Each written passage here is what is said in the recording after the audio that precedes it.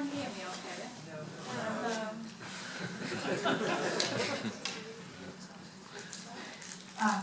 Now you can. Hi everyone, thank you for coming along this evening.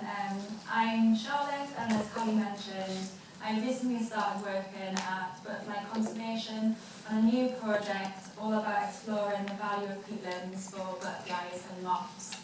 We're still in the early stages of the project, so I'm just going to share a bit about what we have planned, the species that we'll be working on, and the ways in which hopefully you may like to get involved with the project.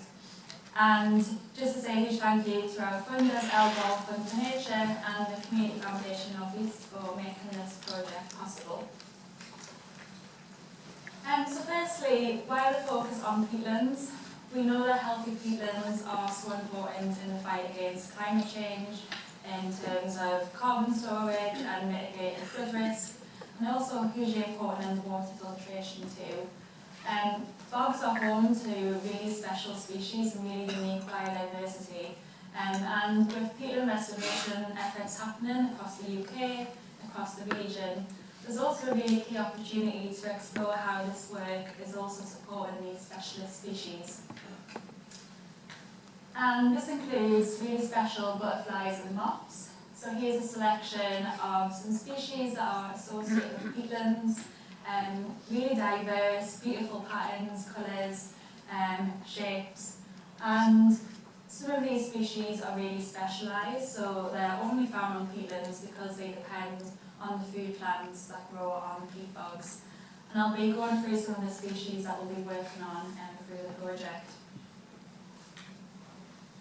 So the main peatlands work for the Lepidoptera project is working across the north of England, exploring the value of peatlands for butterflies and moths. It's a 2.5-year project, and we'll be busy working across the region to gain a better understanding of how our peatland butterflies and moths are doing. This includes updating our knowledge on the current status of the large heath butterfly, which is a bog specialist, as well as other peatland-associated species. We'll also be looking at the success of restoration and how they're delivering for peatland species, and develop a best practice guide for the large heath in particular. We'll be working with partners and landowners through the project, and we're really keen for people to get involved through practical conservation sessions. There'll be survey opportunities, and we're also launching a citizen science project, which I'll explain a bit more about in a bit. So these are the 6 focus species found in the northeast.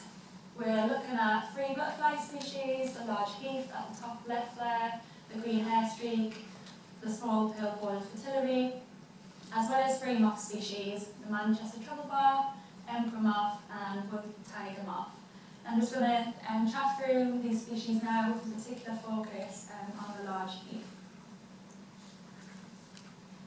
So just to start with the green hairstreak, which is a small but beautiful butterfly with lovely iridescent green wings.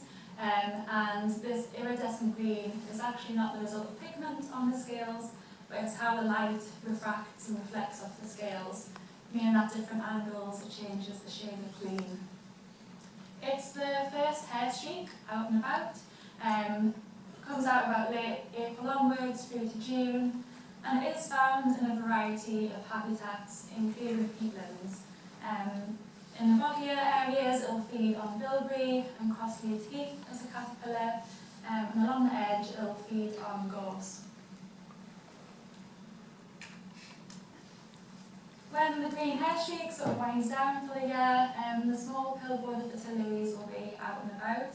And again, a lovely, stunning butterfly, lovely orange butterfly, and the underside of the wings, obviously as will work, has this lovely mosaic pattern, and its name comes from these lovely white pearls, pearl markings that runs along the edge of the wings.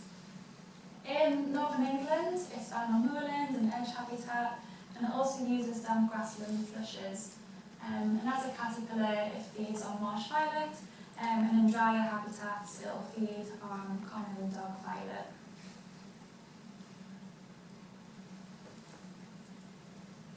And just before going going into a bit more detail about the large heath butterfly, but also looking to increase our understanding on these moth species as well. On the left there is the emperor moth, which is a really stunning moth.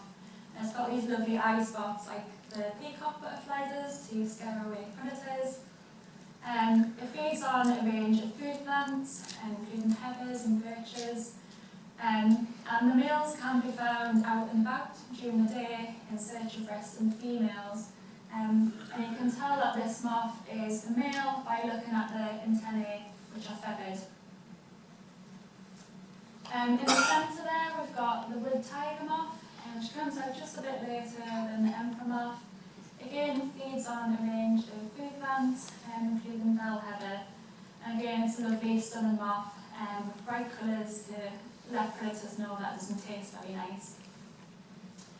And on the right-hand side here, we've got the Manchester treble bar, which is a true sort of bog moth species.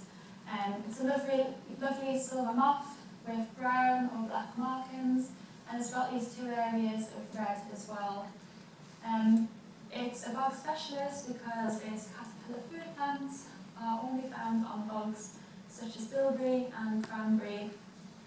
This is out a bit later than the other two moth species, so July to August time, and on warm sunny afternoons you can often see this moth flying around, and it's really flighty and really tricky to get a photo of.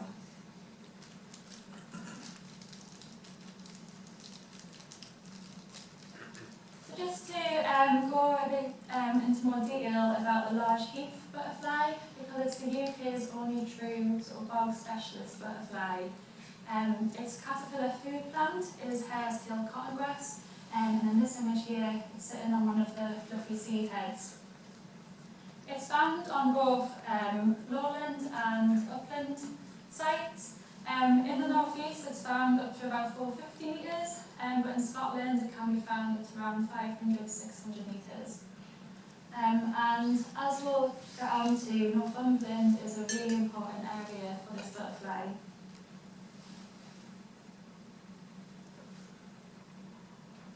So it's a northwest biased species. It's found in Scotland, in northern England, Wales. There's a few isolated sites around Shropshire, and it's also found in Ireland.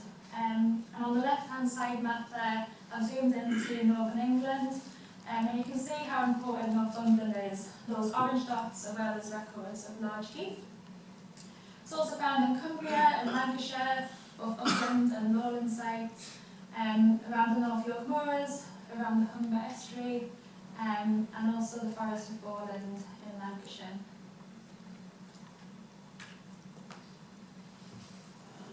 On the left-hand side map there, I've zoomed into the northeast, and the large heath is present in Northumberland. There are a few records from County Durham from the late 1800s, early 1900s, but it hasn't been seen since, and it's only believed to be present in Northumberland now. And you can see from the cluster of records where the key areas are. We've got a big cluster of records around the Borden Myers and Hadrian's Wall, around Otterburn. We also have a few records in the North Pennines, and some scattered records further north of Northumberland. And on the right-hand side here, I've coloured the record squares according to how old the records are. So the darker the purple, the more recent the records. So the darkest purple are where we've got records from the last sort of 10 years or so. The last comprehensive survey for large heath was done in the late 1990s, early 2000s, by an incredible entomologist called Harry Eales, a name you may be familiar with, and he trekked across Northumberland looking for large heath, recording population numbers and also the condition of the habitat. But and since then, local recorders have been out and about to update records, but there's still a lot of work to be done. And you can see there's quite a few pale squares. We not only need to confirm if large heath are still at some sites that haven't been surveyed for around 20-30 years, But we also need to get a better idea of population numbers and also the condition of the habitat for large heath. So the large heath has an annual life cycle. The adults are out from around June to early August, although in early years they can be out in sort of late May time. But their flight period varies usually by the altitude of their habitat, and in some cases they can be out a month later than some of the more lowland, warmer sites. As I mentioned, the females lay their eggs on hairtail cotton grass, and the caterpillars will feed on hairtail cotton grass, but will spend the winter as a caterpillar, even surviving short periods underwater or even being frozen. But they do rely on the tussocks of bogs in bogs to sort of move according to the changing water table levels as they can't spend too long underwater or being frozen. They'll emerge again in March time, and then they'll pupate, so form a cocoon, and then emerge as adults from late May onwards to start the process again. So how to recognise the large heath? It's a lovely woody orange-brown butterfly, and the helpful ID feature is actually on the underside of the wings. But helpfully, when at rest, the butterfly does close its wings and it reveals these curved row of eye spots. So the black spots, the white centre and a pale border. And it's this ID feature that helps you to separate from the small heath that you may be familiar with that lacks these eye spots. However, these eye spots do vary between individuals and between populations. Ranging from being super spotty, on the left there, less spotty and then virtually spotless. And there's been research into what's driving this variation, and it appears to be birds, particularly meadow pipits. So populations where the conditions are a bit colder, the butterfly is less active, and therefore it's more beneficial to be more inconspicuous at rest. So having fewer spots is best. However, populations that are in warmer conditions, the butterflies are more active, and so having these eye spots is quite helpful to distract any predators away from the body of the butterfly, such as birds, and hopefully they can survive a bit longer with some tuned wings as opposed to being eaten. I just thought this was fascinating. So the large heath is restricted to wet boggy habitats, and we have an understanding of sort of the key features that the large heath needs. Firstly, it needs food for the caterpillars, and as I mentioned, that's hairtail cotton grass. Sphagnum moss is also a really good indicator of a site being wet, but also research has shown that the females seem to prefer egg laying on hairtail cotton grass that sort of grows through the sphagnum moss rather than sort of the big clumps of hairtail cotton grass. And as well as the caterpillars, the adults need to feed as well, and their main sort of nectar source is crossleaf heath, which is that lovely pink plant at the bottom there. Sort of negative indicators are sort of big areas of heather, that's a sign that the habitat's drying out, and it's these sort of three features that are positive indicators for large heath habitat. So the status of the large heath. We know that it's really suffered due to declining habitat from drainage, from peat extraction and from afforestation. And it's actually listed as endangered on both the British and the European butterfly red lists. However, it's a really tricky butterfly because there's few monitored sites, because a lot of sites are remote and bogs aren't the easiest of places to survey. And there's a real need for updated surveys to build on Harry Eel's reports back in the 1990s, early 2000s. And there's also a key opportunity to explore how large heath is responding to peatland restoration efforts as well. So we're hoping to update our knowledge on the current status of large heath through the project, and that's where you can help as well. So through the project, we'll be carrying out a range of surveys, looking out for large heath, as well as the other peatland-associated butterflies and moths I mentioned earlier on. In Northumberland alone, there's around 201 kilometre squares with large heath records, so there's a lot of ground to cover. We'll be carrying out a range of surveys. On both sites, we'll be carrying out timed counts, which is a really good method for more habitat specialist species. You essentially walk through suitable habitat and count the number of individuals. At some sites, we're also hoping to set up weekly transects, so that's essentially weekly timed counts during the species flight period to get a better understanding of populations. And if you're interested in the botanical side of surveying, we'll also be carrying out habitat condition assessments and looking out for key habitat features for large heath.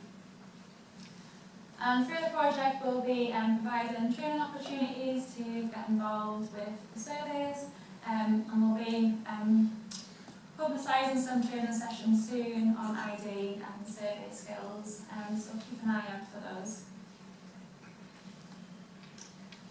So for Moths, we use a slightly different method. You may have heard of pheromone lure surveys before, and on the right-hand side there, we've got a pheromone lure, which is essentially a little rubber vial filled with synthetic pheromones of the female moths, and that attracts the male moths. And you can place it out in suitable habitat, and it'll attract the male moths. And it's a really successful method for emperor moths. And from that, you can count the number of male moths that are attracted and get an idea of numbers. It's quite a nice survey to do when you're out walking the hills and you stop at a nice site for some lunch. You can take the pheromone lure with you and count the emperor moths while having your lunch. And it's a really successful method. Just got a visual here to show the pheromone lure in action. And it's believed that male emperor moths can smell a female from up to 6-7 miles away. And it's a really successful way to survey for emperor moths. And you can get different pheromone lures for different species. You do have to be careful about using these pheromone lures because it can disrupt natural breeding behaviour, so we only recommend doing it in suitable habitat for a limited time. But they are a really good method for monitoring emperor moths.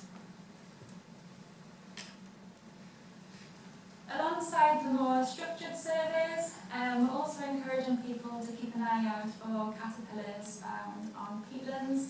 And peatlands are home to some really funky looking, hairy, big caterpillars, some of which are on the slides here.